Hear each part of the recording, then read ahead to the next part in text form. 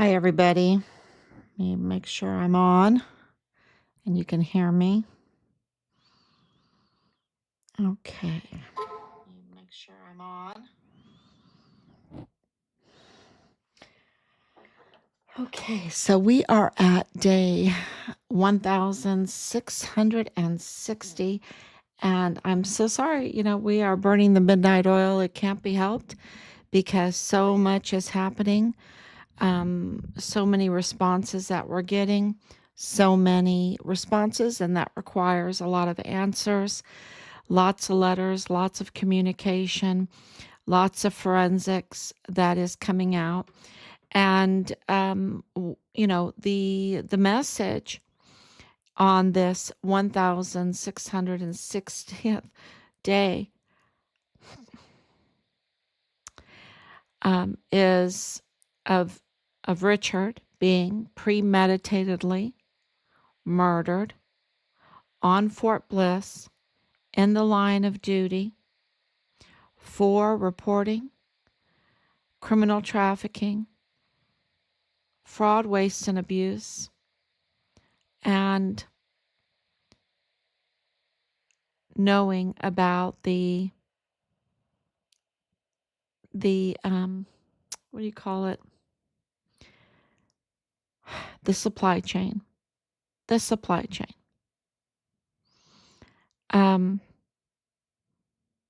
The area, the training area. More and more forensics is coming in, and the message is that there is no such thing as a perfect crime. The evidence is always there. You cannot cover up lies. You just cannot cover up lies. And they can delete as much as they think that they can, or they can issue an unlawful order with open purse to renovate the basement room in building 2479. They can, no expense, just got to renovate it immediately, and, when you're connected with the military like we've been all of our lives, the military doesn't do things like that. No, especially in a barracks room, a barracks building. No stops, no illegally, absolutely risking your whole career and everything with no expenses, and just renovate immediately and put it forward, front of everything. Yes, so that, you know, they can delete, they can try to manipulate, they can try to intimidate. They, this criminal group that absolutely had fine-tuned their collaboration there with the Mexican cartels to conduct this billion-dollar criminal trafficking network that absolutely reached to so many places. It's international. Richard's case is international, and it is a national security issue. It's so big, and we are very, very patient because doing this for 4 years, we absolutely know how big this is, how it intertwines with the Walmart mass shooting case, how the Walmart mass shooting case in itself is big, not as big as Richard's case, but it's big, because absolutely so many irregularities, right? And how Richard's case is intertwined with the Santa Teresa International Jetport, and the connection with El Mayo, um, and these narco, uh, well, really, what Trump calls them, and I don't know if I'm allowed to say this, the narco teas, uh, that's, yeah, I have to be careful what I say so that, we don't get a ding or whatever on the channels. But narco tea, narco up to no good teas, narco federal crime, narco treason. Um, but no, these are a group that they are now designated the big T word, and it is shaking things up because they are facing the death penalty. And you saw Pam Bondi.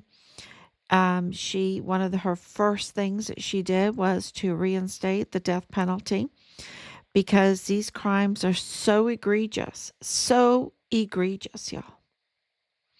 You're taught they are so egregious, and I don't think that we absolutely know the full extent of how bad their crimes are because we don't know what they've done to these hundreds of thousands of children that they trafficked, what they did, that are now, we're hearing, mostly dead. Can you imagine?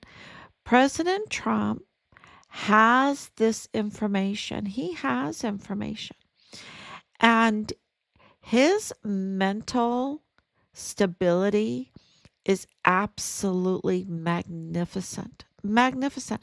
I just can't even imagine because I know um, with our family, we praise him all the time because of how patient we've been and how we have uh, known that we have to be strong, that we have to be stable mentally as well as physically to get through this, and with each other, that we have to be so supportive with each other. After all, we're all humans, and this is knowing this kind of information, what they did to Richard, the forensics coming in, the readings of the autopsies, the witness accounts, the confessions, the all the things that are out there that we have had to read through, and then to have experienced the retaliation of these sex cultists, because they're like, they're not only um, criminals um, in their criminal trafficking and what they peddle, but they're also mentally sick, sexually sick, absolutely. Um, and being harassed and being threatened and going through all of that to really stay focused and keep doing what we were asked to do, which was to investigate our son's murder and bring forth leads.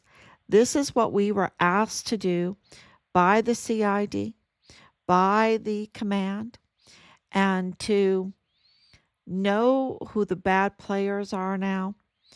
Um, the frustration, um, and knowing, okay, uh, this case is so big that it is a national security threat, that it is international, that it is going to get the attention that it absolutely calls for, because it is, look,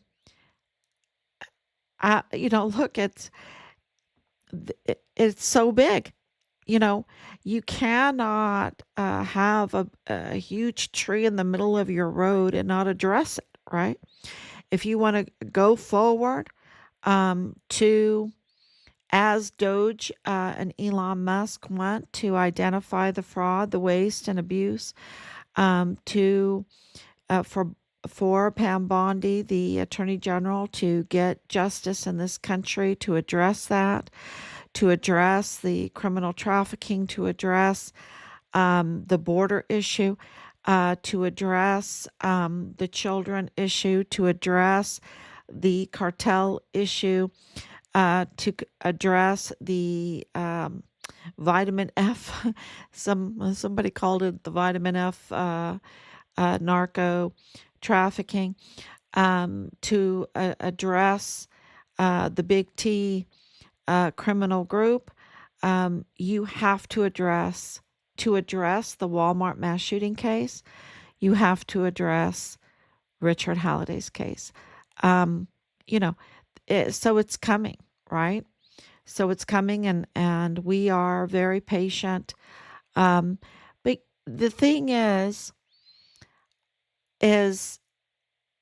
this whole Walmart case where, and I put together a music video. That was a tough one to put together. It really was. It took me a long time, many hours to put that together. Um, and when you're doing that, this is why I really love writing poetry, why I like painting, why I like putting children's books together, workbooks. Um, and now with this new ability with AI, with the AI music, to be able to put together music like this. It is anyone that knows our family. Absolutely, this is such a great opportunity for teaching, because some people learn by reading the reports, right? By reading short social media posts, by looking at memes, and some people, uh, really, really learn by these music videos.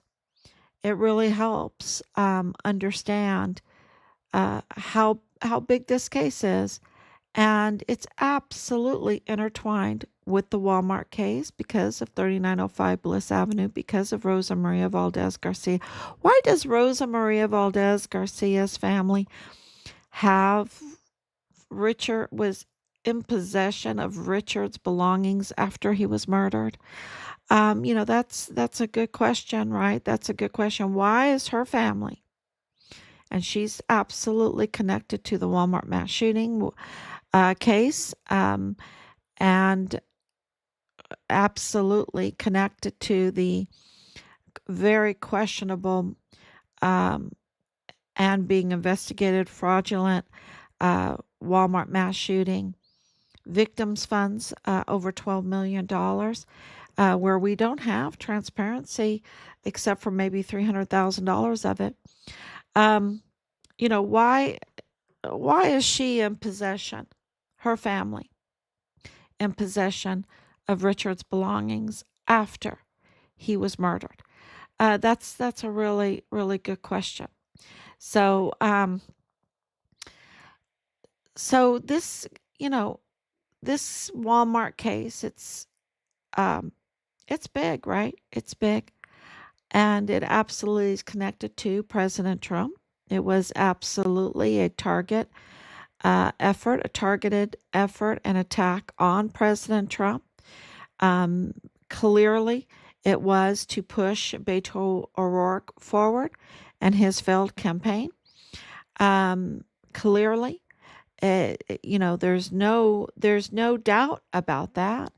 When you look at the evidence clearly um, confirms that this was absolutely um, a quid pro quo between um, the federal courthouse and El Paso Matters, because they absolutely knew that the federal courthouse had this huge conflict of interest, that Patrick Crusius's family was found in the federal courthouse in the very offices of Judge Guadarrama, the federal judge in the case.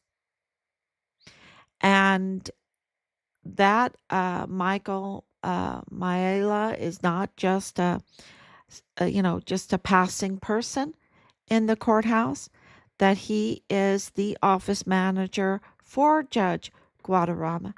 And it's huge, right? That's huge. And that his daughter um, is married to Patrick Crusius's brother, Brian Blake Crusius. And that his son was being an intern in the DA's office with Jaime Esparza, with not just Jaime Esparza, but also with James Montoya. James Montoya knows Michael Maella Jr. Well, he's not a junior, he's Michael Gianni Maella. And he's very, he's someone you want to know. And, when you know that someone is very good with computers, that they are the number one hacker, that they are, like they know how software works, right? That's what that means. They know how software works. You absolutely get on their good side. I know that with everything that in all businesses, you want to know the person that is good with computers, so that when you have a glitch, you can give them a call and you want to be on their best side because you want them to come right away when you have a glitch of uploading anything, or your computer needs some tender loving care. You want the computer man, right? And that's Michael Maela. He's even better than that, right? He's even better, and he was, of course, intern in the DA's. And I would not even put it past uh, this to ask, was he working on the computers in the federal courthouse? Because when you're that talented with computers, um, and and we get the forensics, the forensics that we have is that there was a lot of tampering, a lot of deleting, a lot of manipulating. And those are with files, and those are on the computer, and a lot of hiding and all of that. And if that's going on, um, you know, uh, red flags go up around Michael Gianni Malaya, Malela, Maela, Maela. Sorry. And it's what, 12:30 here. Um, so you know, to be an intern in the DA's office with Jaime Esparza and James Montoya, they absolutely know who he is. And especially because he was also an intern at the FBI field office in El Paso with Jesus Eddie Nieto Jr., right? And he's married to Cynthia Hernandez, that works in intelligence and at Fort Bliss.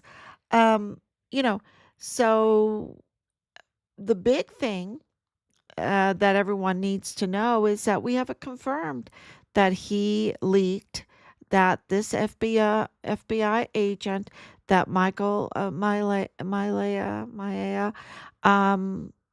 was an intern for, that this agent, Nieto, absolutely is the leaker, the tattleteller. He is the leaker that not only leaked the charges or the allegations against Lalani Hart and Tavita Nusa, the report of the prime whistleblower in our son's murder case, that identified them as suspects in Richard's murder case. But also, um, Nieto went further. He did a double leak. He leaked Judge Rodriguez's name to the very people that he was reporting. So he put a judicial officer, he put a whistleblower, he put an individual in danger, in danger. And this is uh, uh, this is not an oops. An FBI of his position absolutely knows not to do that. Okay, so this is absolutely criminal, and we have that. And how are they going to leak it? They're going to, do they print it out and give it to them, or do they send it through encryption? Right? Do they send it through encryption? And so you would need to understand how to do all that. And, so Michael, Mylela, Ayla, uh, it's just late, y'all. It's just late. But he would absolutely know. He would be able to tell us how it's done because that's his thing. That's his thing. And not only was he at the DA's office with Jaime Esparza and James Montoya, but he was also and at the FBI office with Jesus Nieto, but he was also at Walmart security. He worked for Walmart security when, look, no one can argue that Walmart security was breached, had failed on that day, August 3rd, 2019. Nobody can argue that. Where are the videos? The videos. They release one picture and it's a very questionable picture, right? What really happened at that Walmart? And, it's kind of like, what do we have to wait for? Do we have to wait for what, 60 years? Um, 60 years to go by, like this whole thing with the Kennedy assassination that's finally coming out. Finally, it takes a president of the United States to get justice in the Kennedy assassination. Where is the press? See, this is where there's so much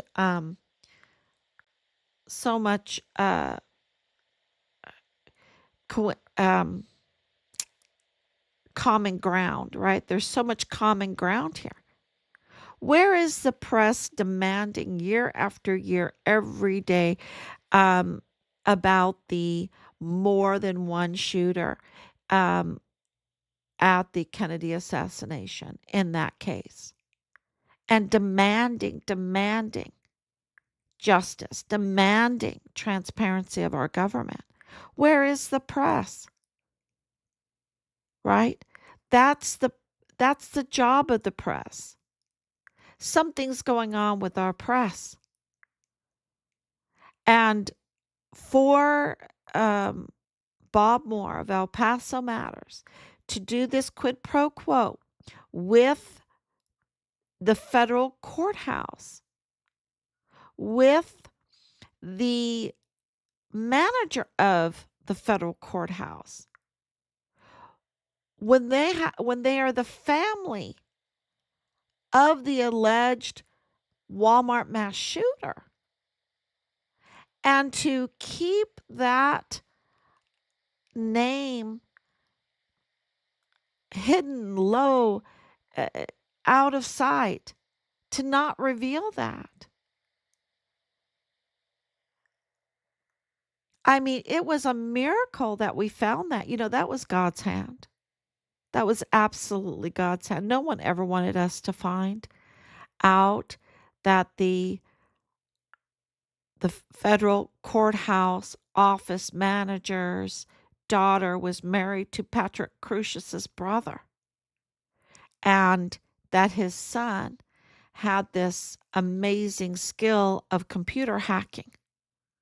right? Software hacking. You know, nobody wanted us to find that information. That's what I'm saying. You know, you just can't keep that kind of deception quiet forever. And, and why does it take a president, a magnificent president like President Trump, to give the people transparency, right? We want transparency. We want to know where our money has gone, uh, what we're going to have to pay for as far as this debt. $37 trillion in debt. Wouldn't we like to know why we are enslaved, right? Why, $37 trillion is a lot of money. What did that buy? What did that buy? We'd like to know. We'd like to know.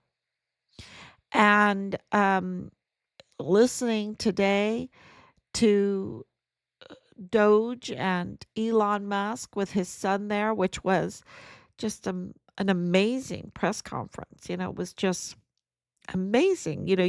I don't know about you, but I just watched the whole thing. It was like so amazing to see. I was like trying to see how just absolutely controlled and disciplined this young little boy was. Um, you know, he was amazing.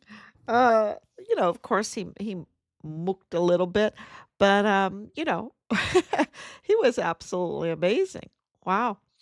But it was just really jaw-dropping information. The information was so jaw-dropping. I'm so glad that little X was there to soften the blow, because we need to stay very focused. Why we want transparency, why we need to be focused. It's for the future of little X. It's a future of our children, of our country. And so it was just an amazing press conference. And it just really shows that, well, I was thinking of this series, this book by Anthony Trollope. It's called The Way We Live Now, right? The Way We Live Now. And it's about the Ponzi schemes. It's about how these unnecessary jobs in the government get so out of hand with the fraud and the waste and abuse that it becomes like a criminal syndicate, a Ponzi scheme, and then it develops into something very violent. And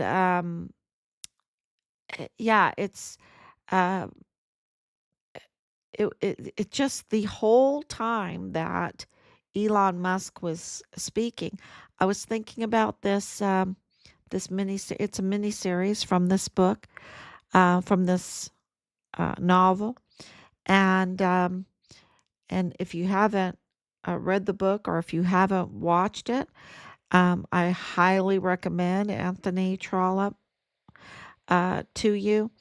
Um, just amazing view.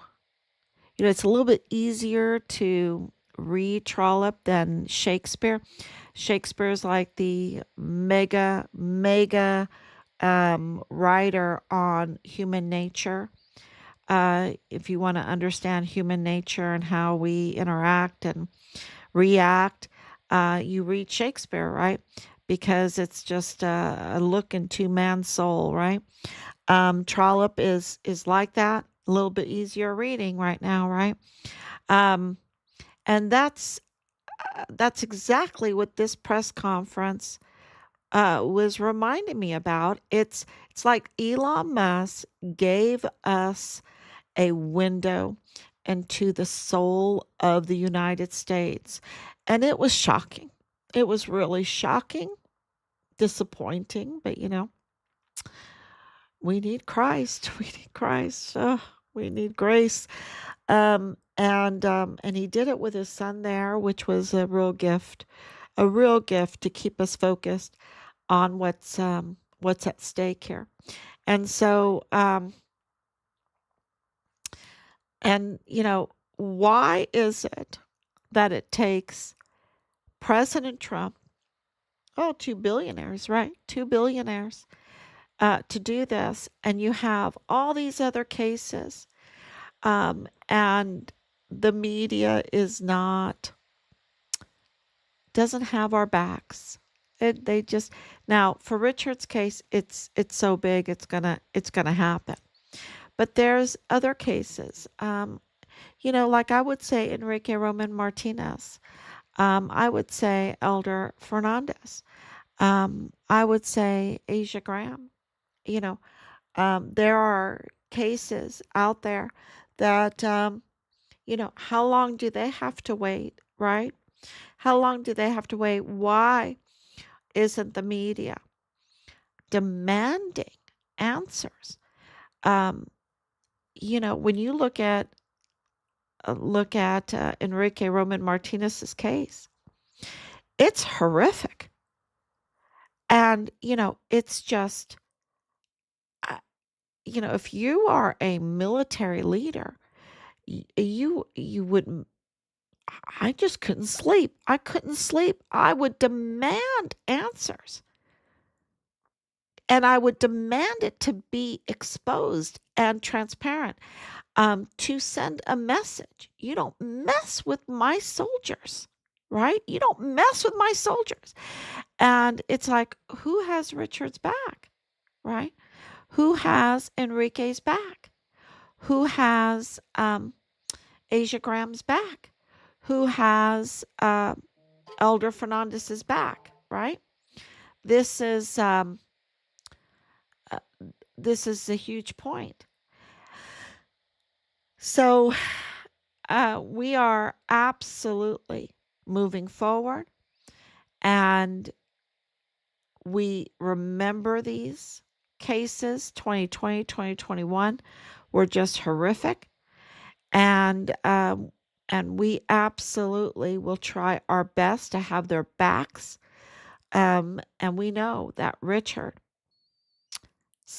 case, um, it's just, I'm telling you, it's snowballing.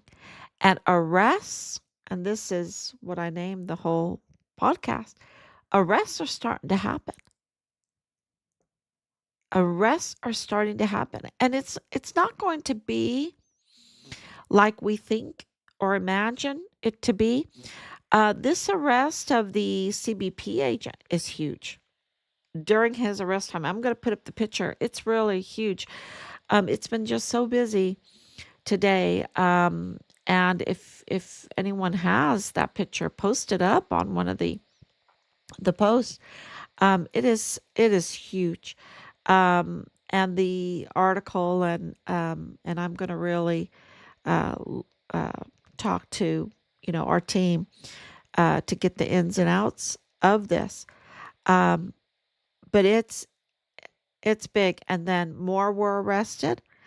Um, oh yeah, so it is absolutely beginning, because those port of entries are very important for Richard's case.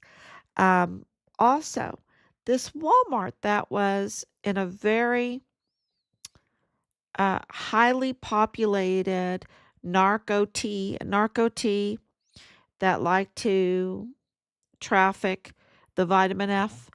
Um, that area of Chihuahua, Mexico, has a huge, huge Walmart.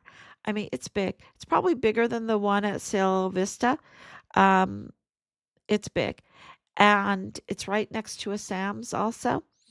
And it was burnt to a crisp. A crisp. Okay? Not part of it. It was burnt to a crisp. And, you know, I think it was a clear message, because, if it was electrical or something like that, you'd have part of it. No, this building, it's a goner. It is, it's a goner. And And so I'm thinking that and we're hearing, a general also lost his life, and the violence in Chihuahua right now it's bad. It's bad. And we heard from Tucker Carlson in the articles, and I posted it yesterday, that these weapons that were slated to go to Ukraine weren't really meant to go to Ukraine. They were trafficking them to and selling them to the the Mexican narco teas. And so, the violence is very real, and the criminal trafficking is very real. The botched uh, Walmart case is very well, uh, the minute I was really reviewing Patrick Crucius, I knew something was not right, and I even said it on here. I said, I think he has autism.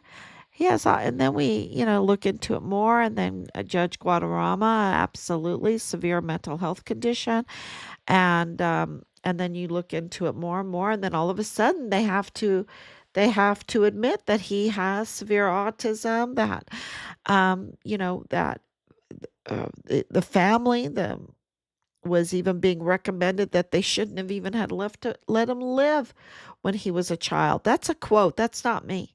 That's from what Loretta Lynn Hewitt in a pretrial hearing testified to. And, so Patrick Crucius, no way, and we're hearing from Austin that no way could he have done this on his own. And, hopefully we don't have to wait 60 years like the Kennedy that everyone knew. It confirms everything that everyone knew, that there is no way that a lone shooter could have done what they did to President Kennedy. Okay, we knew it. We all knew it. And, and the media didn't have our backs. The media didn't have our backs. And with the Walmart mass shooting case, with the conflict of interest in the federal courthouse, the media didn't have our backs. They made a deal, and that deal is called a quid pro quo. A, a quid pro quo. And, it gives them access into the into the court, and see, it gets violent, it gets bad, because with that quid pro quo, with the access into the courthouse, with the leverage against the Mayas, and also Guadarrama, Judge Guadarrama, and probably Judge Cordone, with that kind of leverage, um, then El Paso matters can intimidate. El Paso matters can become political attack dogs. El Paso matters and Bob Moore could do what they did to Yvonne Rosales, a duly elected district attorney. They could do that because Judge Guadarrama didn't do anything, because he was compromised then with this conflict of interest. Clearly. So if you're wondering why he didn't put his foot down about what was going on in the Walmart mass shooting case, there you have your answer. It's as simple as that. And the media didn't have our backs. The media didn't have El Paso's back. So this whole thing with El Paso matters, that's a lie too, because they didn't have a integrity to say El Paso matters. They were in it for a deal, and we know that District Attorney um, Yvonne Rosales was investigating the distribution of the $12 million plus of the Walmart Mass Shooting Victims Fund. that was in the control of El Paso Community Foundation, which is the mother entity of El Paso Matters. And had put that money into Westar Bank. Westar Bank is also this choice bank for contractors, generals, things like this. The evidence is there, the forensics is there. um, it might take a while to learn what's going on and to piece the puzzle pieces together to make sense. It was a miracle that we found this information about Alexis Maya marrying Brian Blake Crucius. It was really just a miracle again, God's hand on all of this. And but where is the media being held accountable for not having the people's back, not doing their job, not doing, especially with the 501c3. And let's talk about the money too. So they get this privilege, 501c3, this tax-free privilege. But look at Joe Spencer. Look at the DAs. They are demanding, and the federal courthouse, they are judges, right? They are attorneys. They are, and they get paid. They get paid. They get a salary. And yet, they demanded more. They demanded a bonus. Okay?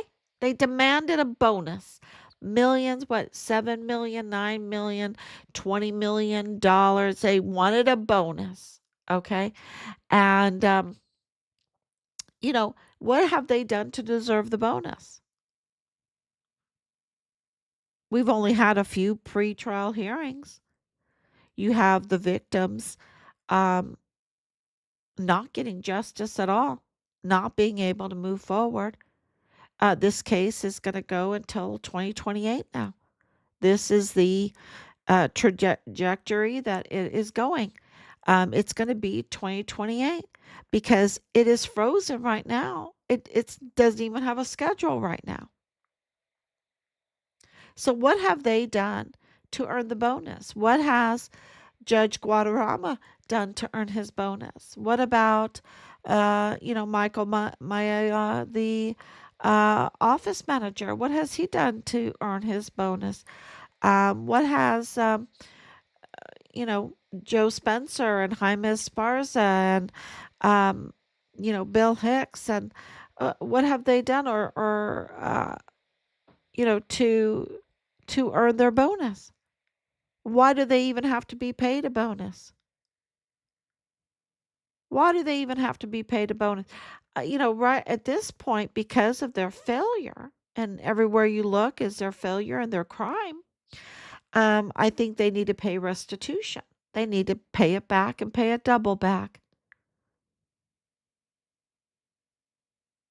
It's just that egregious what they've done.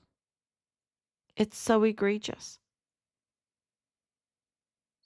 And there has to be a message that this cannot be tolerated, this cannot be allowed. So, thank you, Anicia, for your prayers and your love, and and I'm hoping that I am absolutely hitting on all the points that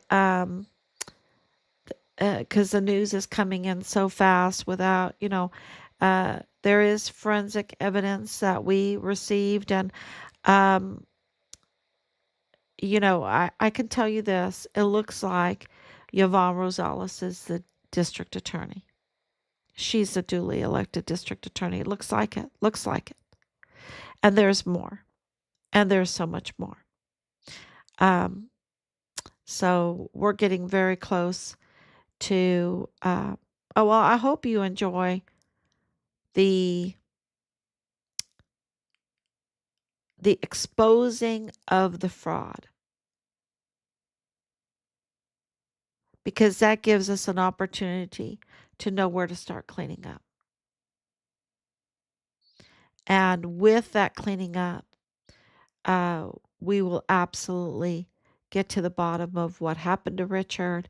We know really what happened to him, but really, just to really lay it out there, and also to get his remains, and get some closure on this. And hopefully that will also give many other families closure too, because of all the implications, and all the dots that will be connected, um, with the information that comes out. So thank you so much. God bless you.